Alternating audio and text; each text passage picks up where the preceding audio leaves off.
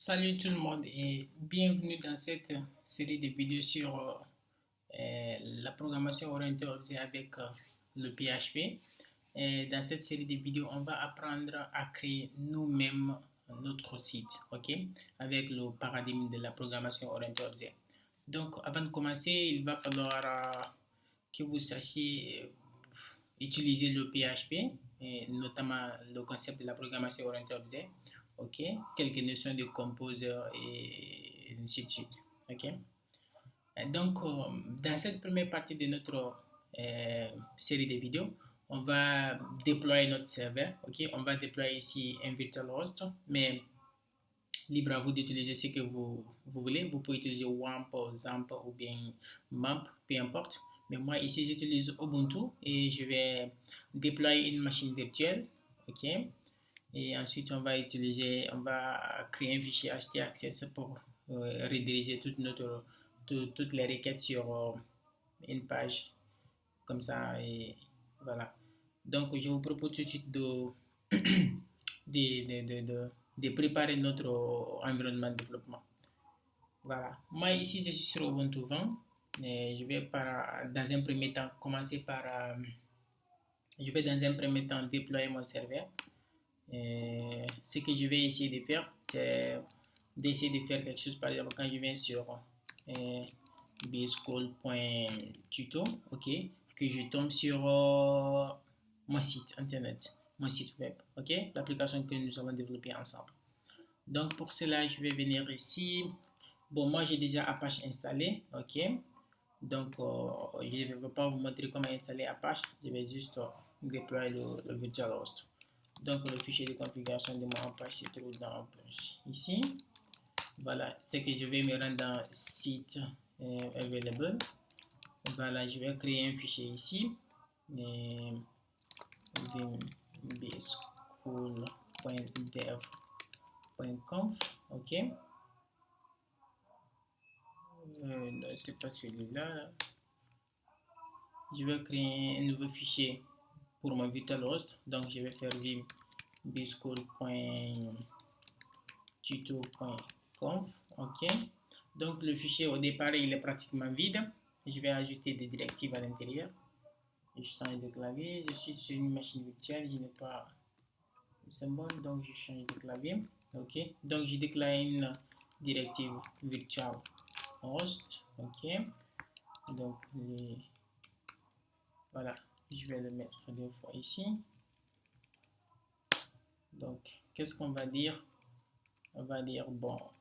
La machine virtuelle doit écouter sur toutes les interfaces de l'ordinateur avec sur son port 80. Ok, on va dire que le serveur name, voilà, ça c'est le nom qu'on va entrer ici. Ok, un peu comme le nom de domaine. Serveur name ici va être bschool.tuto. Donc les requêtes qui arriveront sur la machine en utilisant le nom de domaine bschool.com, donc c'est ce virtual host qui sera utilisé. Donc, on va faire serveur admin qui sera l'administrateur du serveur. Ok. Voilà. Le document root, le dossier dans lequel on va mettre les fichiers de notre site, c'est var w. On va dire que c'est btuto. Voilà. C'est bon? Bon, on va faire des configurations spécifiques par rapport au dossier. Donc, ça se déclare avec la directive directory, ok, qui est var w et btuto. Ok. On n'oublie pas de fermer notre directory ici. Directory, et on n'oublie pas de fermer notre virtual host. Voilà. Qu'est-ce qu'on va dire? On va dire options. On va désactiver l'indexation. Indexes. On ferme indexes. Indexes. Donc dans ce cas, quand quelqu'un vient ici, il met le nom d'une page ici. Si la page n'existe pas, il ne va pas essayer de lister tout notre répertoire ici. Ok, donc à override, c'est ce qui va nous permettre d'écrire les fichiers htaccess. Ok, ensuite on va faire un require all granted, donc c'est que on va répondre à toutes les requêtes de tout le monde. Voilà, donc on va personnaliser ici les fichiers de log. Et error log, c'est var log apache 2. Ok, error.b tuto.log. ok, custom log, c'est var log apache 2 access.btuto.log bschool, excusez-moi, c'est bschool.tuto. ok, bschool.tuto.log. ok, combine. Voilà, je pense que nous avons la configuration minimale. On va essayer d'insérer ça. Il me dit que je n'ai pas. Ok, je vais copier tout ça pour ne pas le réécrire. On va devoir quitter ici sans faire modification. On va essayer de faire ça en administrateur. Voilà, c'est comme ça. On colle, on enregistre et on quitte. Voilà. Maintenant, quand on fait un ls, on va trouver notre nouveau site qu'on vient de créer. Donc, pour activer ce site, on va faire add un site bschool.tuto.conf. ok, on active. Donc, enable site. Ok, on n'a pas la permission. On va le faire en tant qu'administrateur. Donc, il nous dit que le site a été activé, mais on va devoir redémarrer le service Apache pour que ça prenne en compte. On va se connecter en administrateur pour vider tout ça. Donc, on va faire un système ctl de reload des Apache 2 un service. Voilà, le site est activé. Donc, si tout va bien, on devrait trouver ça dans le fichier de site enable. Je m'excuse, dans ce répertoire. Donc, quand on fait un ls, on revient un peu un cran en arrière. On fait site enable. On devrait trouver ça ici. Où là? Voilà, c'est ça. Donc, tout va bien. Mais on va consulter d'abord le service d'Apache. Il devrait normalement nous dire que le répertoire du site n'existe pas. Donc, on va faire systemctl statut. On ne voit pas ça ici, mais on n'aura rien tant qu'on ne crée pas ce répertoire. Donc, rendez-vous dans var w, on fait un ls. Donc, on doit créer un répertoire mk dir des btuto. Je crois que c'est comme ça on l'a nommé. Hein. On va se rassurer. Donc, on fait lsd etc apache site enable btuto. Voilà, c'est var w btuto. Ok, donc c'est le nom du répertoire. Donc, on fait mk dir des btuto. Voilà, on va donner les privilèges ch mode 755 des btuto. Ensuite, on va changer de propriété, change on. On va donner propriété à l'utilisateur actuel, le groupe aw-data des btuto. Voilà. Ensuite, on va faire un service Apache de restart et on fait un statut. Voilà, je pense que tout devrait bien fonctionner. Donc, du coup, quand on fait b.tuto, on n'a toujours pas de réponse parce que on n'a pas une correspondance d'adresse IP avec ce nom, un peu comme un système de DNS. Donc, quand on fait un btuto.bschool point tuto. Vous voyez, on n'a pas de réponse. Donc, on va devoir modifier le fichier etc host. OK. Dans ce fichier-là, on va ajouter un alias pour bschool.tuto. Voilà. Maintenant, quand on fait ping de bschool.tuto, voilà, on devrait avoir une réponse. Donc, quand on fait bschool.tuto, voilà, on a une réponse, sauf qu'on a rien dans le fichier et rien, sinon tout va bien. Donc, on va aller dans notre répertoire. CD btuto, ok, et je vais l'ouvrir avec mon truc, mon éditeur 17, Sublime. Sublime dit qu'on ne doit pas, il n'aime pas qu'on ouvre les fichiers, ou il n'est pas qu'on les exécute en tant qu'administrateur, ce n'est pas bon. On va excusez-moi, ok, btuto, ok, on fait un code. Voilà, c'est bon. On va créer notre premier fichier qu'on va appeler index.php.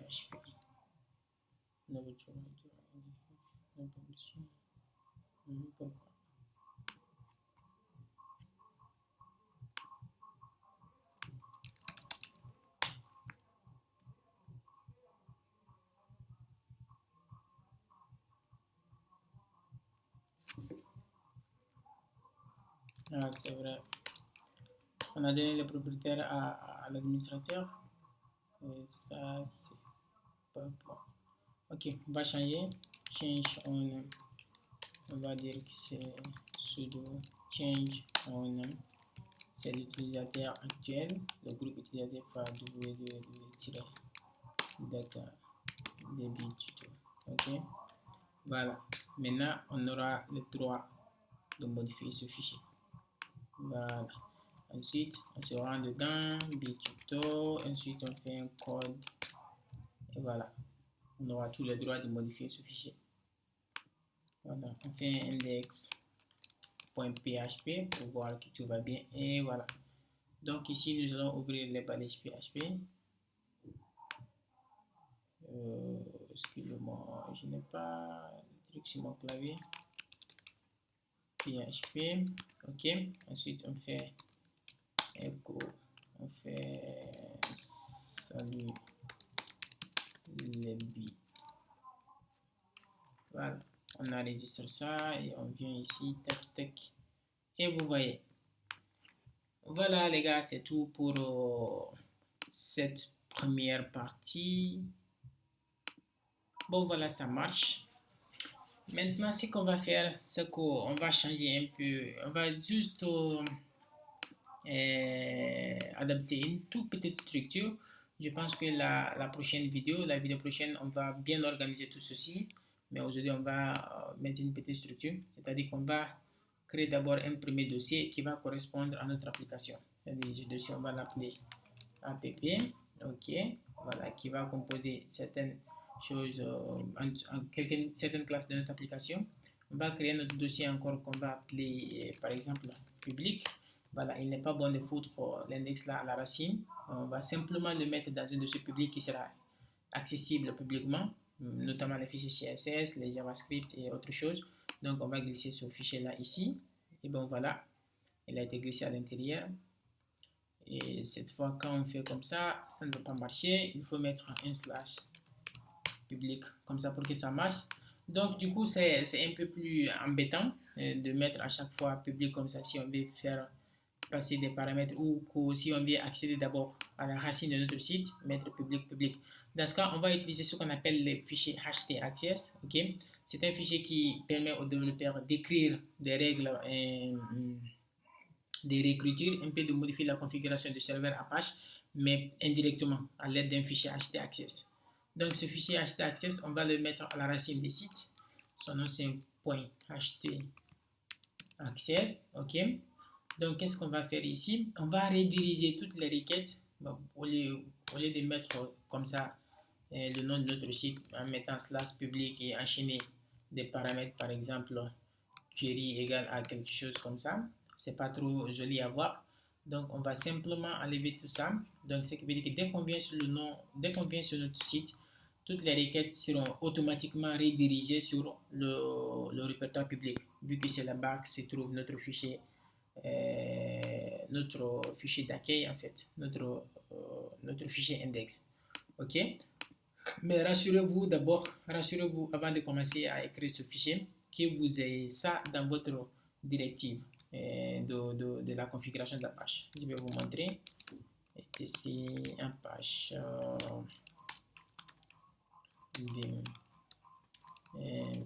site available Bisco Tuto.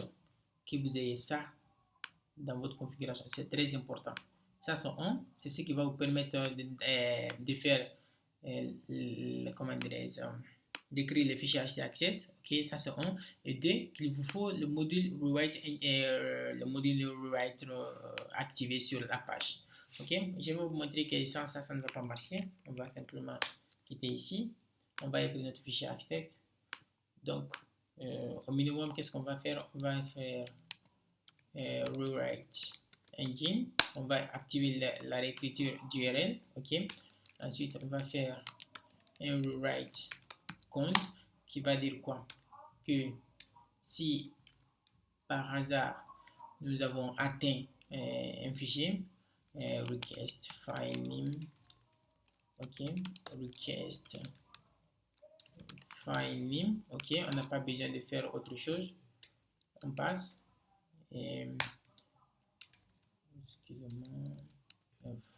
Ok. Et cet autre-là, rewrite rule. Qu'est-ce qu'on dit ici? On commence par des tout. Voilà. Voilà. Je vais vous expliquer, ne vous en faites pas. Voilà. Qu'est-ce qu'on dit ici?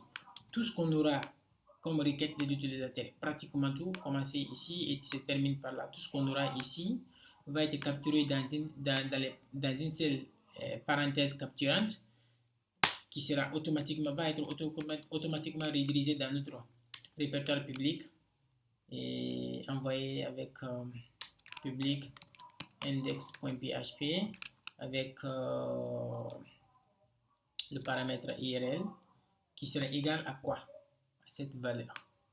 Ok, donc la première parenthèse capturante qui est là sera représentée comme la variable 1. Si vous avez une deuxième parenthèse capturante ici, ça va être la variable 2 et ainsi de suite. Donc on va dire qu'on va enchaîner ça. Comme on le sépare les requêtes avec le EAMP en HTML, donc on va séparer ça. QSA, ok, on va dire que c'est la fin avec un L majuscule. Voilà. Je pense qu'on est bon. On va laisser ça et on va quitter. Donc, tout ce qu'on a à faire, c'est d'actualiser. Ah, il dit Internet Server Error. On doit simplement avoir un problème ici de module. Je vais essayer de consulter le log de Apache. Le dernier message devra log Apache error.log. Qu'est-ce qu'il nous dit ici? C'est direct.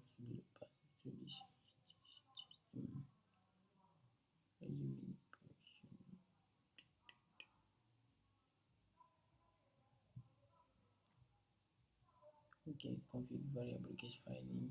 C'est probablement dû au module rewrite. Donc, qu'est-ce qu'on va faire? On va dire add and mode rewrite. Ok, voilà, already rewriting. Ok, service Apache de reload.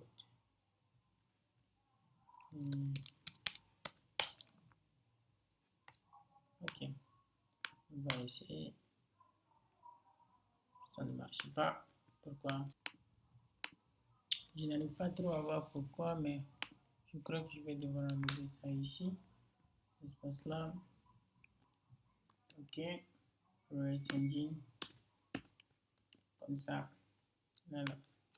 Ensuite, on va redémarrer le service. Service. HD. Restart.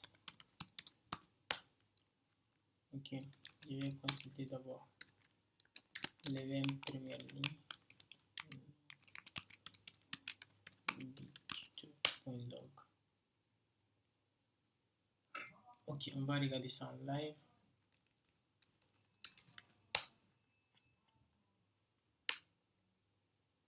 Ensuite, on va actualiser ça.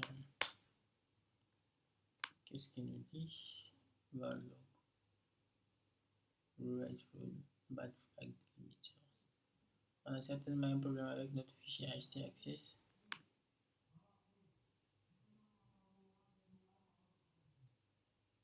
Bad flag limiters.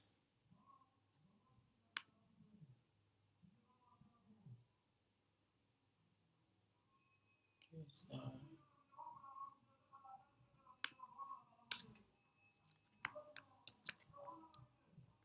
Voilà, on va essayer encore. Voilà, c'est ça. Désolé, on avait eu ce petit problème là. Donc, il y avait un espace ici. Vous voyez qu'il n'y a pas chez trop rigoureux. Donc, du coup, quand on ne met pas quand on ne met pas je vais vous montrer ça dans les directives de configuration d'Apache. DC Apache site available, comme je vous le disais, buscode.tuto.conf. Voilà, si on n'active pas ici cette directive, allow override, ok.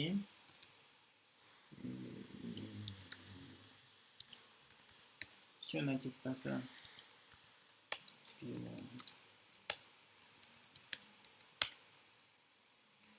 Si on n'active pas cette directive,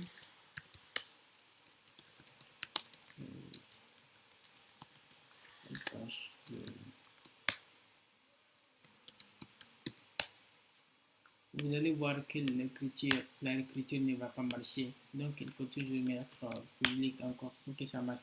Donc, vous voyez qu'il est très important de ne pas oublier cela. Il faut toujours mettre cette réécriture, l'autorisation des fichiers htaccess. Si vous voulez que vos fichiers htaccess marchent dans votre configuration. Voilà. On va remettre ça. Et on va faire simplement reload. Donc, à partir de là, vous allez voir que notre site va se remettre à fonctionner.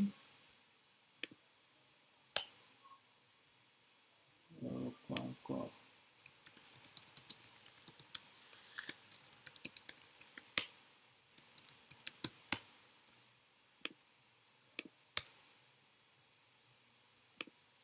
Où est-ce qu'on a attrapé ça?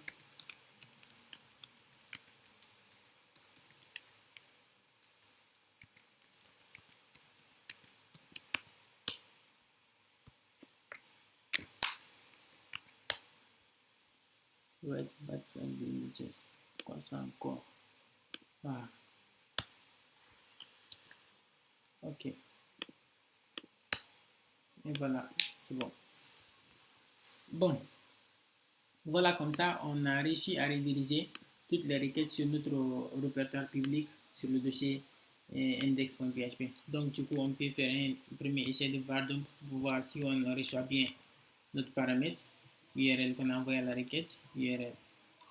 On va faire un coup de var dump ici. Donc, on va faire comme ça. Vous voyez qu'on a la page salut de boss, mais on n'a rien dans les paramètres. Donc, quand on fait URL égale ici, vous voyez ici qu'on a bien notre URL qui est passé à la page et qui est capturé. Voilà. Donc ça c'est bon. Et ensuite, on va utiliser le composer. OK? Le composer, en fait, c'est un système de gestion de dépendance utilisé en PHP. Donc, on va s'en servir pour écrire, en fait, pour utiliser les namespaces pour les autoloaders. On ne veut pas continuer à utiliser les autoloaders et réécrire les autoloaders. C'est qu'on dit qu'on ne veut pas continuer à réinventer la roue. On va utiliser l'autoloader proposé par Composer. OK? Donc, pour cela, il faut initialiser le projet avec Composer. Du coup, on fait Composer init. Il faut au préalable avoir Composer installé. Composer n'a pas été trouvé. Donc, quand je fais Composer init, voilà, Composer initialisé. Donc, le nom du projet est, le nom du package est SD7 Donc, on va accepter tout ça. On va accepter tout ça comme ça. On va accepter tout ça comme ça. Dans tout ce qui on va laisser tout ça. Ou bien on va faire. On va refuser tout ça. Stability. On va accepter l'originalisation.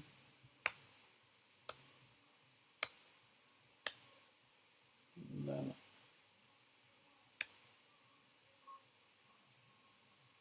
Voilà. On voit qu'on a automatiquement un fichier composé qui a été chargé ici. OK. Mais pour recharger le download, on va faire un composer. On peut dire composer. Composer. Donc, autoload. Voilà. On a un fichier vendor ici qui est chargé. C'est ce qu'on va utiliser pour charger notre autoloader. OK. Donc, on a un composé ici. Voilà. Donc, c'est tout pour cette vidéo. Lors de la prochaine vidéo, on va commencer à apprendre Composer. Quand on va écrire notre première classe, notre routeur. Donc, on va voir quelle est l'utilité du Composer et quelle est l'utilité du Composer et tout ce qui nous offre comme un système d'autoloading. Donc, je vous donne rendez-vous à la prochaine vidéo. Ciao.